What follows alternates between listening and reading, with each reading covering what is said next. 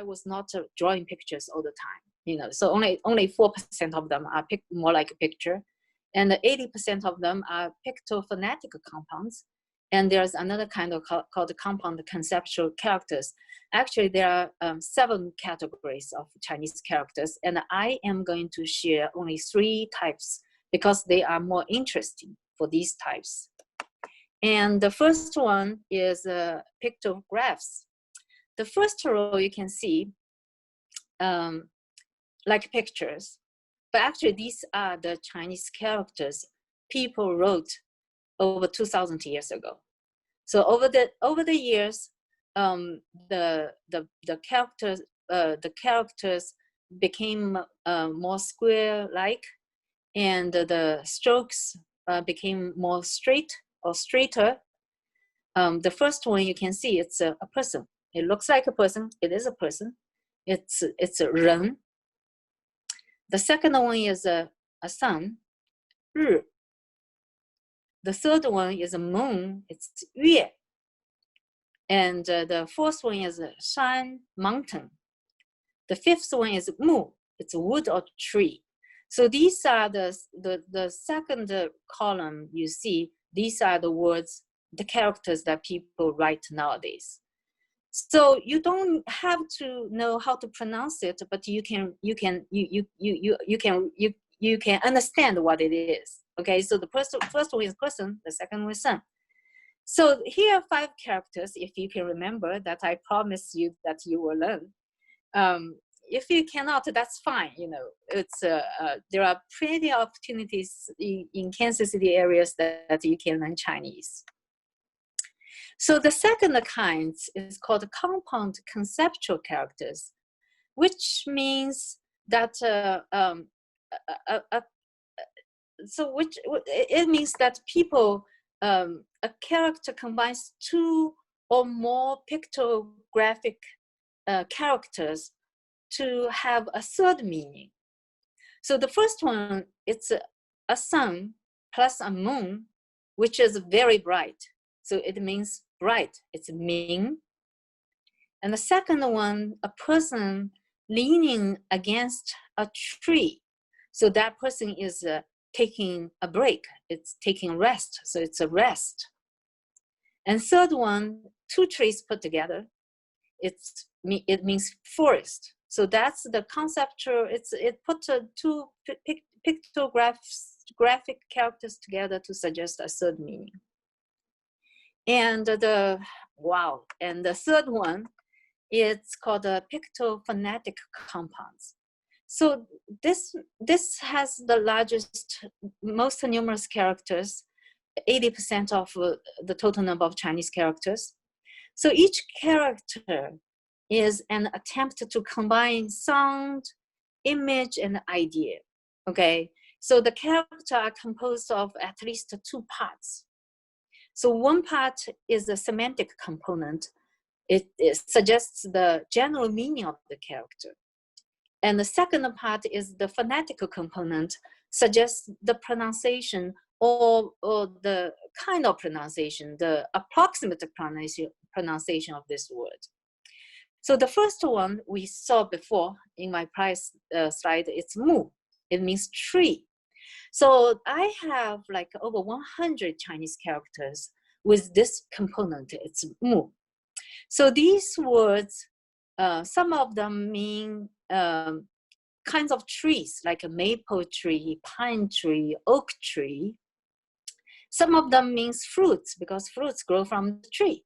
So it means orange, peach, parmesan, oak, all these different kind of cinnamon, different kind of goji, different kind of fruits.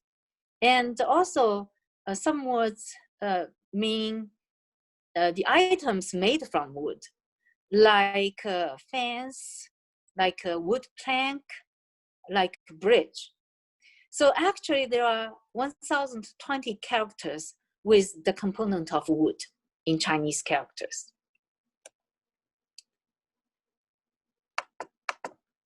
So when talking about Chinese characters, I have to mention that two writing systems. One is traditional, one is simplified. So the traditional system dated back over 2,000 years ago. So, and then simplified one was introduced by the new Chinese government in 1954 for only one purpose. So that purpose is to promote the literacy rate in China. So the simplified system simplifies most complex parts of a character to make it have fewer strokes.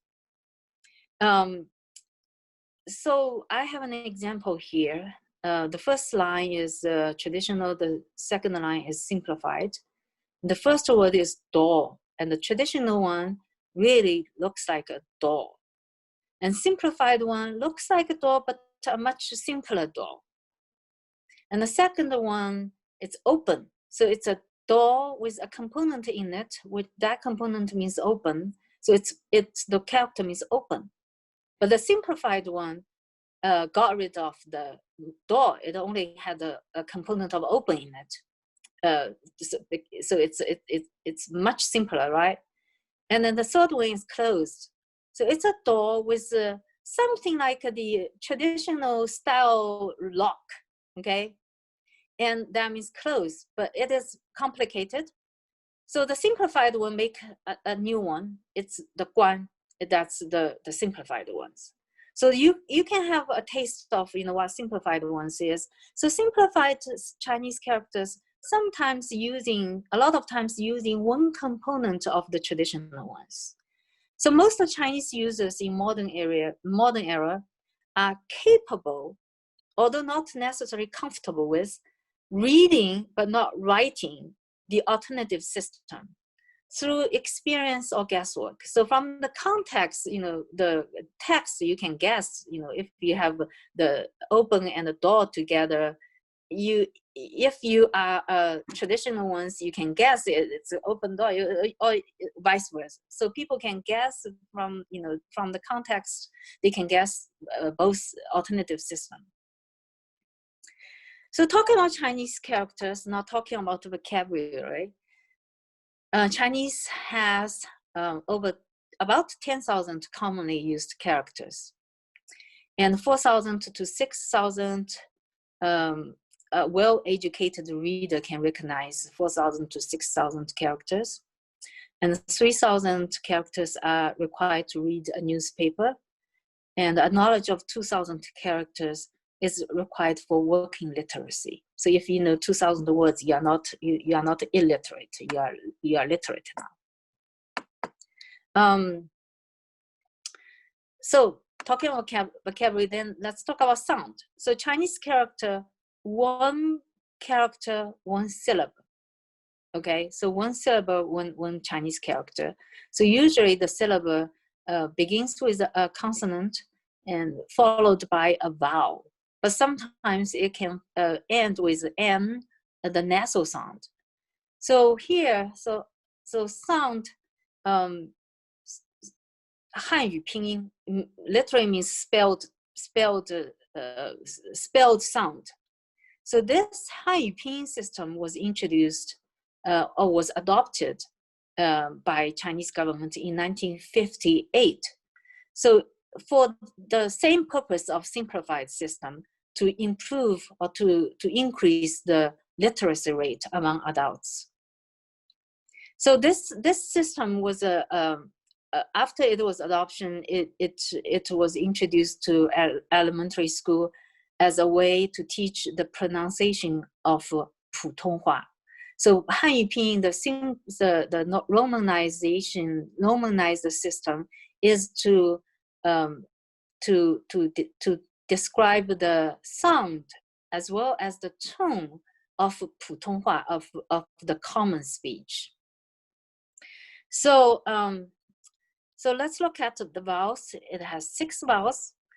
It's a, u, e, i, u, yu, and it has 2 half vowels, y, w, and it has 21 consonants.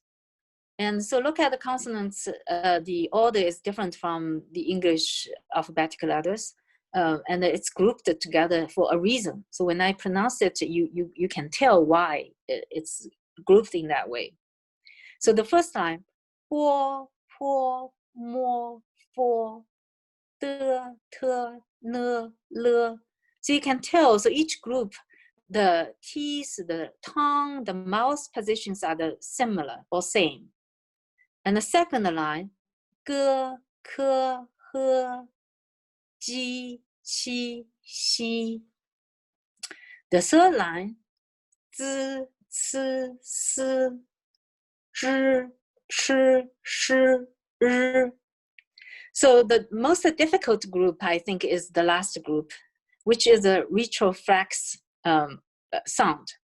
I put a picture there, so you have to put your tongue, roll your tongue, and to the upper part of your mouth.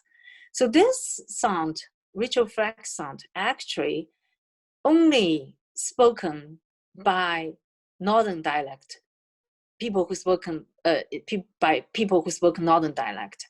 Any other dialects in China don't have this sound. So zhi, chi, shi, ri is different, are different for a lot of Chinese as well. So another one is look at the vowels. The last vowel, it's the U with the two dots. It's yu. Another consonant that I think difficult for English speakers is X. It's the pronunciation is not difficult, but when it is in a person's name, like XIU, XEU, XU, then people don't know what that X to pronounce. Actually, it pronounced like sheep, like she, she. So XU is xu, XIU is xie. So these are the sound. Do we have any questions so far? Or am I talking too fast? Okay, so talking about sound, and then we're talking about tones. So Chinese 普通话 has 4 tones plus a neutral tone. So I put a classic example here. It's ma, ma, ma.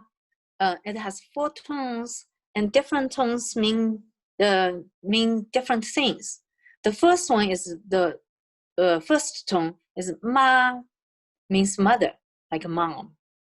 Second one is ma. Ma, it's high rising sound. It's a material called hemp.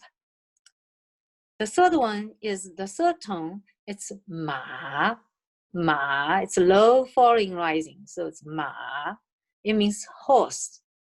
The third one is ma. Ma, it means scold.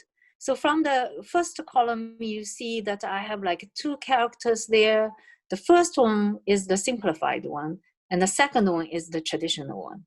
So you can see the difference there. And the last one is neutral tone. So it doesn't have a tone. It's like ma, ma. It's a question particle. So if I say, I love you, it's a sentence. But if I say, I love you, ma, it's a question. So it's questionable what I love you, right? So so it's always at the end of a question to ask, to gather an answer. Like, we know when you say hello in Chinese, you say ni hao. But when you put ma into ni hao, it's ni hao ma. Ni hao ma, it's a question, means how are you? So I expect an answer. So this is tone, and let's look at grammar. So Chinese follows the subject, verb, object word order. Very similar to English in that order. But Chinese doesn't have tenses, no voices, no plural form of nouns. So Chinese is an analytical language which depends on syntax rather than changing forms of a word. So from the context, you understand, what people mean. Is it past or perfect tense, or it's a future tense? So people make heavy use of grammatical particles to indicate tense, indicate aspects, indicate mood. So the writing styles, nowadays, most written Chinese documents, especially the formal ones, are created using the grammar and the syntax of Putonghua, regardless of the dialectal backgrounds of the authors or the targeted audiences. So if it's a written, you read it in Putonghua, okay? Now, I have an example here. So a female, a male, and a heart. The first one, 他爱她. Basically, it's a he, love, she. And it's he loves her. But the love, the verb doesn't change, although it's a third person. And there's no objective case like 她, it's she, not her. There is no objective case. So the next sentence is 他爱过她. So see, there's one grammatical particle here. It's 过. 过 is a past particle, means it happened before. So he loved her, not anymore. So the third one is 他爱她好久了. That's the last one, le, 了. 了 is a grammatical particle for perfection. It happened and it's still continuing now. So it means, he loved she very long time. Basically, it means that she has loved her for a long time. And so when I say English, they're for a long time, but in China, we have no articles, very few articles. And then the last sentence is 他会爱她的. So 会 is the future particle, means future. So that means that 他会爱她的. So he will love her. Okay, so you also probably notice that the female 他 and the male 他, it's the same pronunciation, although the characters are different. So that's why sometimes if I think and talk, I confuse people because I say he or she, I just mixed all together because my mind was like ta, so it's he or she, or he all the time. Then people began to confuse, like who is who. But so that's and I sometimes use the tense wrong because Chinese doesn't have tense, and sometimes it's difficult for me sometimes to sometimes put a the in the article in front of word because Chinese doesn't have that article. Okay, so let's continue.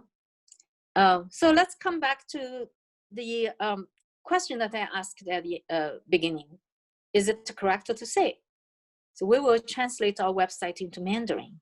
So we are talking about a written language here, written Chinese. So written Chinese, it's only one written Chinese. It's called Chinese. So it's not Mandarin. So when you talk about Chinese as a written language, so you don't say Mandarin, you say Chinese. Just like if you want to translate something into English, you do not say, I want to translate it into New York English. I want to translate it to Kansas City English or Texas English. So it's English, Chinese is Chinese in written form.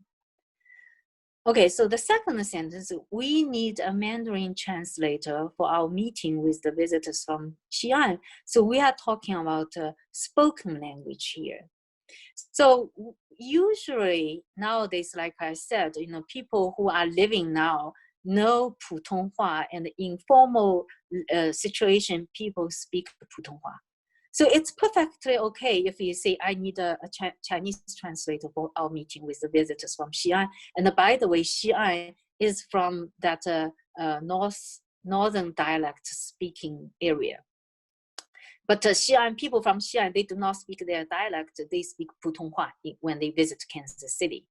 So the second one might be okay.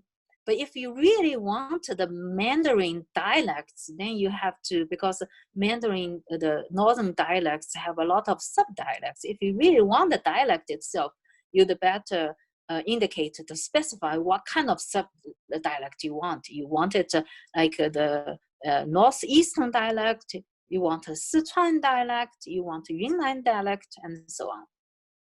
Okay, so we still have some time left.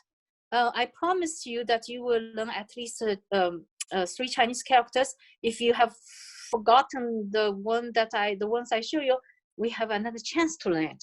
So these are the numbers. And the first 3 numbers, 1, 2, 3, 1, 2, 3, I guarantee that you will remember it. So let me read it out loud for you for these 10 letters. So 1, 2, 3, 4, 5, 6, 7, 8, 9, 10.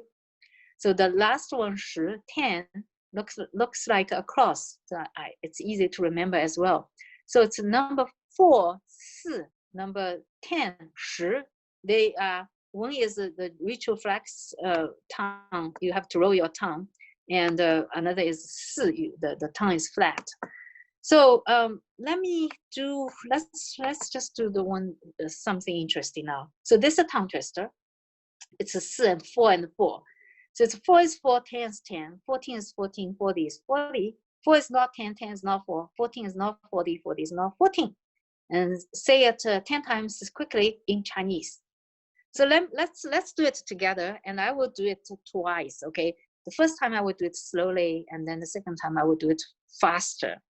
Okay, so here we go. 4是4 10是10 14是14 40是40 4不是10 10不是4 14不是40 40不是14 How are your tongues now? Are they twisted? So let's do it a little bit quickly. Let me try.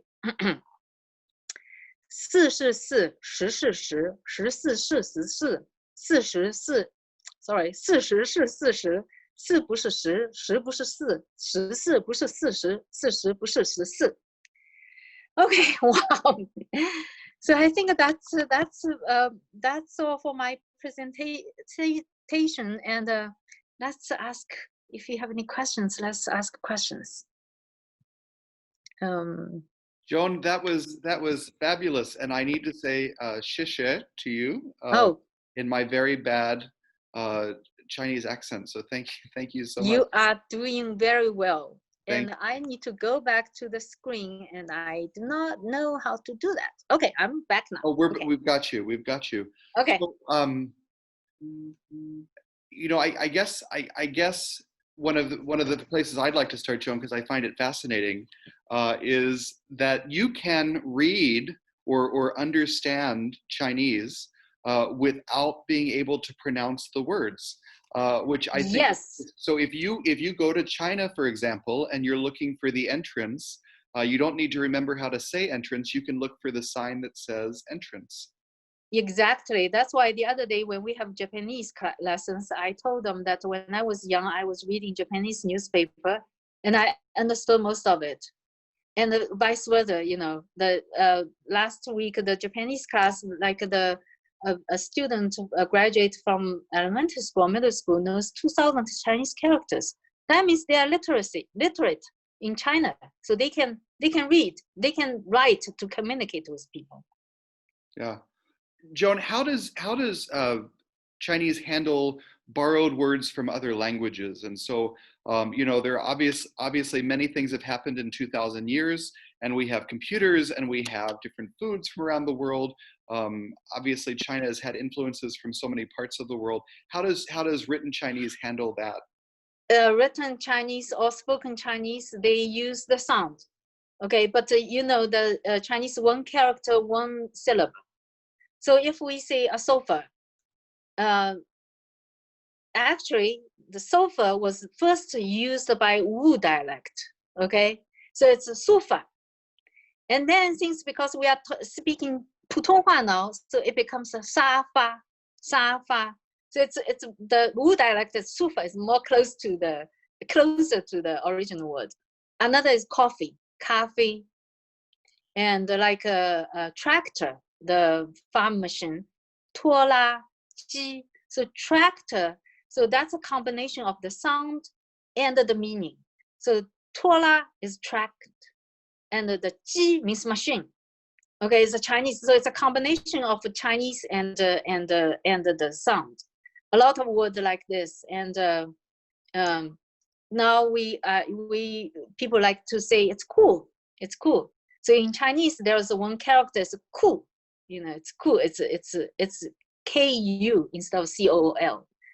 Very cool, 很酷. Okay. That's my newest Chinese word. Thank you, Joan. That's great. You are very cool. Thank you so much. And if anyone else has questions, we'd love to bring you into the conversation. Joan, I do have one more for you about names in Chinese. In the US, of course, we're very accustomed to first names, sometimes middle names, last names. In China, it works very differently. Could you talk about how names work, please? Yes. So in Chinese, Chinese historically emphasize group, emphasize family. So you put your family name first, okay? And so it's majority Chinese names, surname, family name is one character. So it's one syllable, one character. Some of them have two characters. Very few, it's like Sima, very few of them. So like my name, Pu is Pu. Actually, you have to put a tongue in it. It's Pu, and then you have the given name.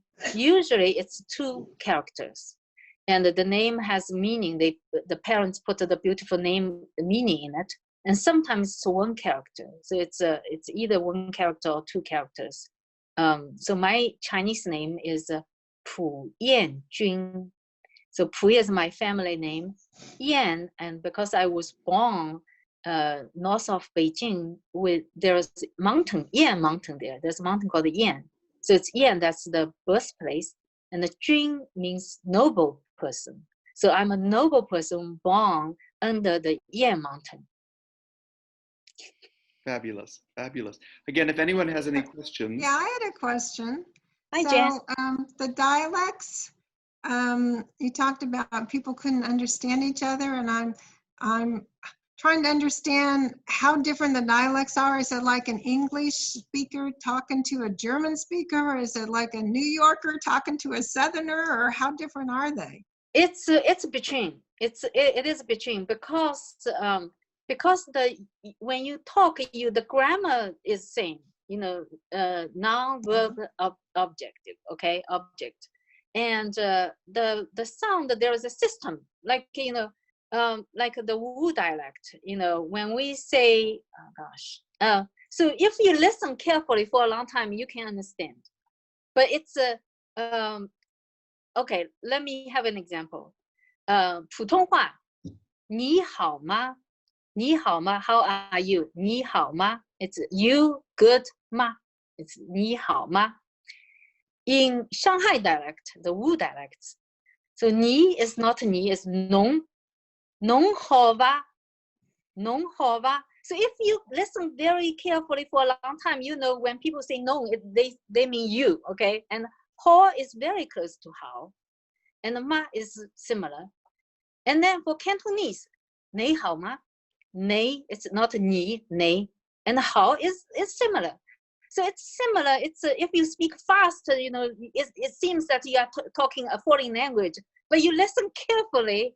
Because the order is the same and the characters use the same, and there is a system that you pronounce certain words in certain way.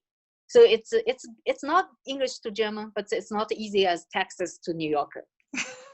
Okay, great. Thank you for the question. Yeah. Any other questions? I see Dave there. Yeah, hey, I'll make a comment. So Joan, really appreciate this. I've spent a little bit of time in Asia and have studied Mandarin, and I'm around a lot of Cantonese speakers when I'm there. And so the more Mandarin, Putonghua, I learned, the more I started to recognize things in Cantonese, kind of like you said, but it's still a very small fraction. But I'd start to hear words and realize they're the same. But one of the things as a learner of Chinese, that's the pronunciation is really difficult at first. Just the sounds are so different than what we're used to. everything, the brain just can't process it first, but after a while, you start to hear the differences.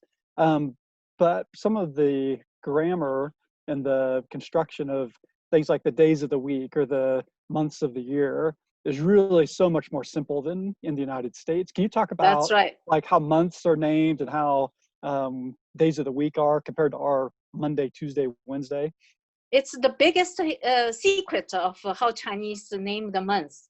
Basically, it's month 1, month 2, month 3, month 4. Okay?